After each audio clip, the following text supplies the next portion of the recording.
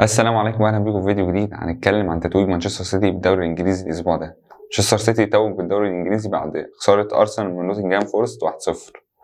في نفس الوقت مانشستر سيتي في ماتش الاحتفال بالدوري كان بيلعب تشيلسي وفاز على تشيلسي في ماتش الاحتفال 1-0.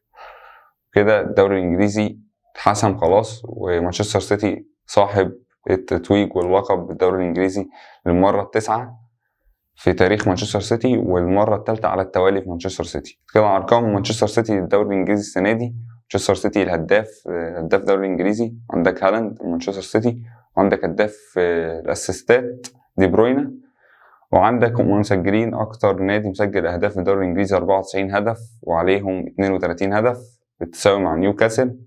دي كل ارقام مانشستر سيتي واحتفالات مانشستر سيتي في ماتش تشيلسي والتتويج واستلموا الكاس الدوري الانجليزي.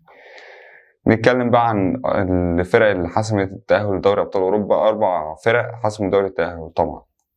أول فرقة مانشستر سيتي طبعا فاز باللقب، وبعدين أرسنال، وبعد كده التالت مانشستر يونايتد حسم المركز التالت بعد الفوز على تشيلسي في ماتش مؤجل من الجولة 32. فاز على تشيلسي 4-1. كده تشيلسي خسرت من مانشستر في أسبوع واحد. مانشستر سيتي مانشستر يونايتد. المركز الرابع نيوكاسل برضو حسم التأهل لدوري أبطال أوروبا. دول ال4 فرق اللي هيتأهلوا لدوري أبطال أوروبا السنة الجاية.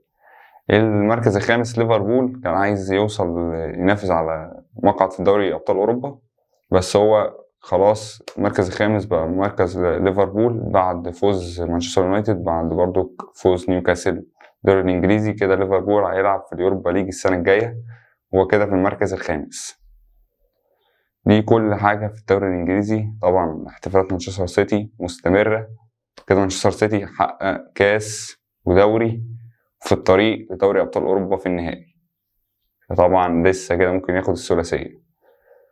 فطبعا أرقام كبيرة مانشستر سيتي الموسم دوت مع جوارديولا محقق أرقام كبيرة جدا مع فرقة قوية جدا. طبعا لو عجبك الفيديو متنساش اللايك والشير والسبسكرايب وتفعيل جرس التنبيهات. تابعني بقى على كل السوشيال ميديا في الديسكريبشن. نشوفك في فيديو جديد. سلام.